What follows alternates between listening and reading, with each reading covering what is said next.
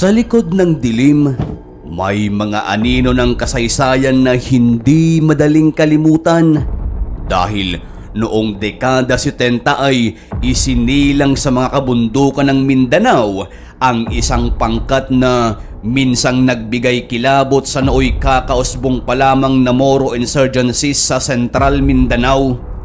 Isang pangkat na kumikitil ng buhay at aktibo lamang tuwing sasapit ang dilim na para bang mga daga na siyang nagbigay pangamba sa buhay ng mga rebeldeng Moro. Minsan ang pinagmulan ng isang pangalan ay hindi lamang nakatago sa kasaysayan. Minsan ito ay isang babala. Ito ang tinatawag na grupong Ilaga, isang extremist paramilitary group na naging mortal na kalaban ng mga rebeldeng Moro. Nakilala ang grupo dahil sa kabrutalan ng mga miyembro kung pumatay. Kilala rin sila sa pagkakaroon umano ng kapangyarihan na nanggagaling sa kanilang anting-anting na kung saan ay tinatanggalan nila ng nikap ang kanilang natutodas na siyang ginagamit o nagbibigay umano sa kanila ng lakas upang hindi tablan ng kahit anong nakamamatay na sandata. Pero mas lalo pang kinatakutan ng grupong ito nang pamunuan ito ng isang nagngangalang Norberto Manero Jr. alias Commander Bukay. Isa sa mga tumatak at talagang nakapangingilabot na ginawa nito ay noong isabit nito ang mga ulo ng mga rebeldeng Moro na kanilang kinitilan ng buhay at kainin ang ilang bahagi ng katawan ng Mamalumpong Brothers sa Kinilis, Pulumulok, South Cotabato. Gusto mo bang marinig ang buong kwento? Well, stay tuned ka lang dyan kaibigan dahil ating muling balikan ang naging buhay ng sinasabing minsang kinatakutan umano ng mga rebeldeng Moro na si Norberto Manero Jr. at ang pagkakabuo ng kanilang grupo na tinawag na Ilaga. Ilonggo Land Grabbers Association o mas kilala sa tawag na Ilaga. Ito ay samahan ng mga Christian extremist paramilitary organization na binubuo lamang noon ng iilang mga magsasakang hilagay noon sa Central Mindanao. Nabuo ang samahang ito noong 1967 sa pangunguna ni Feliciano Lucis alias Commander Toothpick sa panahon ng pamamahala ng dating Pangulong Ferdinand Marcos. Naging pangunahing layunin ng grupo na labanan ang puwersa ng mga rebeldeng Muslim para sa kanilang kaligtasan at para na rin sa ibang mga Kristiyano. Pero ang naging ugat kung bakit nabuo ang samahan ay nang mangako ang dating Pangulong Ferdinand Marcos na magbibigay siya ng libreng masasaka sa ilang bahagi ng Central Mindanao. Dahil naman sa pagbabakasakali ng ilang mga Kristiyano na makakatanggap din sila ng libreng masasaka ay marami sa mga taga-Visayas region ang nagtungo sa Central Mindanao kung saan maraming lahi na ng mga Muslim ang nakatira dito. Isa sa mga nakikipagsapalaran na makakuha ng libreng masasaka ay ang nagngangalang Feliciano Lucis na nanggaling din sa Visayas region. Pero ang pakikipagsapalarang ito ay hindi naging madali lalo na noong nadagdagan pa ang populasyon ng mga Kristiyano sa lugar. Dito na nagsimulang naging marahas ang mga Moro rebels sa mga Kristiyanong naghahanap buhay. Kaya naman dahil dito ay nagsimula ang alitan sa pagitan ng mga Kristiyano at Muslim dahil sa ideyang agawan ng lupa. Gusto kasi ng mga rebeldeng Moro noon na sakupin ang mga lupain ng mga Kristiyano na naging parte nila noong magbigay ng libreng masasaka ang dating Pangulong Marcos.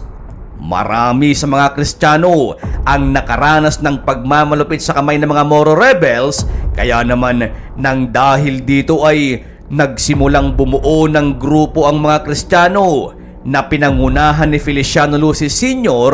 na naging kilala sa bansag na Commander Toothpick at pinasimulan niyang pangalanan ng grupo bilang The Magnificent Seven.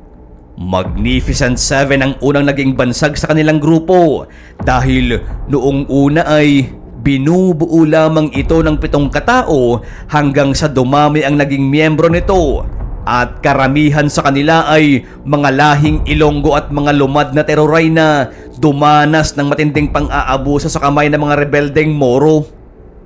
Sa pagkakabuo ng grupo ay nagsimula ang mailap subalit madugong paghihiganti ng mga ito sa mga Moro rebels kung saan ay umaatake lamang ang mga ito tuwing gabi at brutal na binabawian nila ng buhay ang kanilang mga kalaban sa pamamagitan ng pagpugot sa mga ulo ng mga ito. Dahil sa pagkamailap ng mga ito dahil sa tuwing gabi lamang sila umaatake ay dito na sila unang binansagan sa pangalang Ilaga. Ang Ilaga ay isang Bisayang salita na ang ibig sabihin ay daga. Mga maliliit na nilalang ngunit lubhang nakakatakot at perwisyo lalo na kung sila ay sama-sama. Kaya naman ang naging bansag sa kanila bilang Ilonggo Land Grabbers ay imbento lamang umano at hindi yun ang tunay na kahulugan ng salitang Ilaga. Ganun pa man ay nagpatuloy pa rin ang mga ito sa kanilang layunin na protektahan ang kanilang mga kapwa Kristiyano sa kamay ng mga malulupit na mga rebeldeng Moro. Ang grupong Ilaga ay kilala bilang walang kinatatakutan dahil sa ideyang nagtataglay sila ng kapangyarihan na nanggagaling sa kanilang anting-anting. Isa sa mga popular na taglay na anting-anting ng mga ito ay ang nikap ng taong patay na kung saan ay ginagawa nila itong kwintas na ayon sa paniniwala ng mga antingero ay magkakaroon umano sila ng kabal o kunat sa kanilang katawan at dahil dito ay hindi sila tatablan kahit pa sa tama ng bala. Habang patagal ng patagal ay mas dumarami din ang nagiging miyembro ng Ilaga. Hindi naman nagpatinag ang mga rebeldeng Moro at ang ginawa ng mga ito ay bumuo sila ng ibang grupo upang gawing pangontra sa pagbulusok ng bangis ng Ilaga at ito ay kanilang tinawag bilang the Black Shirts na nakabase sa Cotabato at ang Barracudas na nakabase naman sa Lanao. Ganun pa man, ay mas lalong kinatakutan at nakilala pa ang grupo ng Ilaga lalo na noong armasan sila at gawing bahagi ng CHDF o Civilian Home Defense Forces ng mismong pamahalaan sa ilalim ng dating Pangulong Ferdinand Marcos nang malaman nito na ang isang layunin pala ng Ilaga ay ang sugpuin ang lumalalang Moro insurgency sa Central Mindanao. Dito ay pinagsanib puwersa ng administrasyon ang grupo ng Ilaga at ang tinatawag noon na Philippine Constabulary na nakabase din mismo sa Central Mindanao at naging iisang layunin ng mga ito na pabagsakin ang lumalalang Moro insurgency sa lugar. Naging epektibo naman ang ginawang ito ng pamahalaan subalit hindi nagtagal ay nabuwag din ang pinagsanib puwersa ng Ilaga at Philippine Constabulary nang gumawa ng isang aksyon ng Ilaga na labag sa alituntunin ng pamahalaan. Naging pangunahing suspect kasi si Commander Toothpick at ang grupo nito sa nangyaring pagmassacre noong June 19, 1971 nang tinatayang umabot sa 70 mga katao sa isang moske sa Mindanao o mas kilala bilang the Manili Massacre. Dahil dito ay nagsimula ng maging kalaban ng gobyerno ang Ilaga. Subalit nang sumuko ang leader ng grupo ng Ilaga na si Commander Toothpick kay Pangulong Ferdinand Marcos sa Malacanang Palace ay dito na pinamunuan ng iba't ibang komander ang Ilaga. Sa kaganapang ito ay nahati ang nooy iisang grupo ng Ilaga sa 3 bahagi at tinawag ng kanya-kanyang leader ang kanilang grupo bilang Pulahan, Itiman at Putian. Subalit nahati man ang grupo ay iisa pa rin sila bilang miyembro ng Ilaga. Pero ang mas pinakatumatak at pinakakinatatakutang grupo ay walang iba kundi ang grupo na pinamumunuan ni Norberto Manero Jr. alias Commander Bukay at ito ay ang mismong Pulahan. Naging kinatatakutan siya at ng kanyang grupo dahil sa estilo ng pagpatay nila sa kanilang mga kalaban. Isa sa mga pinakatumatak na ginawa nito ay noong patayin nila at umano'y kainin ang ilang bahagi ng katawan ng Mamalumpong Brothers noong 1977 sa Kinilis Polomolok, South Cotabato kasama ang asawa nito na kilala naman sa pangalan bilang Commander Inday. Umalingaw-ngaw ng todo at naging laman ng newspaper ang Ilaga dahil sa mapangahas na estilo ng pagpatay ng mga ito sa kanilang mga nahuhuli. Naniniwala kasi sila na sa pamamagitan ng pagkain sa ilang parte ng katawan ng mga napapatay nila ay magbibigay ito ng lakas upang hindi tabla ng bala. Isa pa sa mga naging dahilan kung bakit kinatakutan siya at ng kanyang grupo ay noong isabit nila ang ulo ng 30 katawan na wala ng buhay sa isang tulay upang ipanggulat sa mga Moro. Isang matigas na mensahe na sila ay handang pumatay mapuksa lamang ang lumalalang rebelyon. Sa ginawang ito ni Commander Bukay ay dito mas kinamuhian at kinatakutan pa sila ng ilang mga rebeldeng Moro. Subalit sa kabila ng pagiging brutal ng grupo ni Manero ay ikinatuwa pa ito ng ilang mga ordinaryong mamamayan. Marami ang sumuporta kay Commander Bukay dahil para sa kanila ay isa itong bayani bagay na siyang naging dahilan kung bakit hindi siya mahanap-hanap ng mga otoridad noong maglabas na ng kabi-kabila ang warrant of arrest ang mga otoridad laban sa mag-asawang komander. Tad-tad man ng warrant si Commander Bukay kasama ang kanyang asawa ay nagpatuloy pa rin ang grupo sa pagpatay sa mga pinaghihinalaan nilang grupo ng mga rebeldeng Moro kahit na lumalabag na sila sa batas. Isang pangyayari pa ang gumimbal sa buong Pilipinas dahil sa ginawang pagpatay sa Italianong pari na si Father Tullio Favalli. May dalawang bersyon ng kwento sa kung papaanong pinatay ang Italianong pari at ang isa di umano ay si Commander Bukay ang bumaril sa ulo nito at kinain niya at ng kanyang miyembro ang ilang bahagi ng katawan ng pari. Subalit kalaunan ay napag-alaman na hindi si Commander Bukay ang tumodo sa pari kundi ang kanyang kapatid mismo na si Edelberto Manero. Dahil sa pangyayaring ito ay nag-issue na ng shoot to kill order ang pamahalaan laban kina Commander Bukay, subalit 3 buwan matapos paslangin ang pari ay kusang sumuko sina Commander Bukay kasama ang kanyang 2 kapatid at ilan pang kamiyembro taliwas sa sinasabi ng mga otoridad na nahuli nila ang mga ito sa Negros Island noong July 16, 1985. Sa ginawang paglilitis sa kanila sa Kidapawan, siya at ng kanyang mga kasama ay nakulong sa Muntinlupa Penitentiary noong 1986. Subalit nang mapatalsik naman si Pangulong Marcos ay makailang beses na namata ang pag-alagala umano sa Zamboanga City si Manero.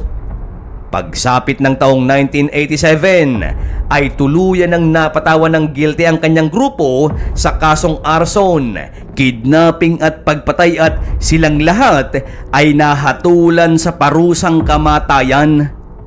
Subalit maswerte pa rin si Commander Bukay at ng kanyang grupo dahil nang maupo sa pwesto si Cory Aquino ay inabolish nito ang parusang kamatayan laban sa kanila at pinalitan ito ng sentensyang life imprisonment. Sa mga sumunod na taon ay nag-request siya na kung maaari ay ilipat siya sa Davao at hindi nga nagtagal ay agad na nag-grant ang kanyang request. Bagay na naging dahilan upang batikusin ng simbahang Katoliko ang gobyerno dahil ang Davao ay parang retirement home at hindi kulungan. Dahil sa pambabatikos ng simbahang Katoliko sa gobyerno ay muli siyang inilipat sa Muntinlupa. Subalit nang dahil sa marami siyang kilalang matataas na opisyal at maging ang kanyang kapwa Ilonggo na si Franklin Drilon na kasalukuyang Justice Secretary noon ay muli na namang naibalik si Manero sa Davao. Dumaan pa ang maraming pagkakataon at maraming matataas na opisyal ang tumulong sa kanya para sa kanyang agarang paglaya. Binatikos din ang Noy Presidente na si Gloria Arroyo dahil sa nakita siyang nakikipagkamay kay Commander Bukay. Taong 1993, ang taon kung kailan pumugang muli si Commander Bukay at ito ang panahon kung saan bagong upo si President Fidel Ramos. Mismong nakaharap pa niya ang Pangulo na para bang hindi pugante pero para maiwasan ang kontrobersiya ay muli na naman siyang ibinalik sa munti. Ngunit sa kanyang pagbalik sa kulungan ay agad na nag-request ang kampo ni Manero ng amnestiya, bagay na naging dahilan upang ang life imprisonment na sentensya nito ay ibinaba sa 24 years of imprisonment na lamang. Pagpasok naman ng Estrada Administration noong 1999 ay tuluyan ng nakalaya si Commander Bukay dahil sa pagbibigay ng Pangulo ng conditional parole ng walang kahirap-hirap. Bakit? dahil aksidente umunong napirmahan ng papeles ni Commander Bukay kasama ng ilan pang mga inmate para sa mabibigyan ng conditional parole. Dahil dito ay muli na namang binatikos ang pamahalaan dahil sa pagbibigay ng conditional parole kay Commander Bukay. Kaya naman muli na namang ikinulong si Manero at ang siste ay mayroon pa umunong kaso si Manero na hindi pa nalilitis. Pero pagpasok ng taong 2008 ay tuluyan na talagang nakalaya si Commander Bukay dahil napag-alaman umano na sobra pa ng 7 taon ang inilagi niya sa kulungan.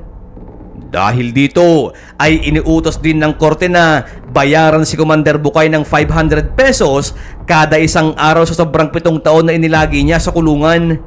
Pero ang pera na dapat ibabayad sa kanya ay idinonate niya ito sa mga nangangailangan. Marami namang natuwa sa kanyang opisyal na paglaya.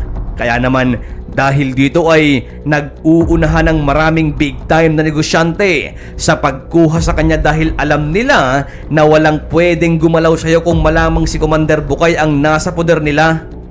Maging ang militar ay nagpaabot din ng mensahe na malaya siyang makakabalik sa dati niyang pwesto. Pero pinili ni Commander Bukay na lumagay na sa tahimik na lamang na pamumuhay. Aniya, ang Commander Bukay noon ay patay na.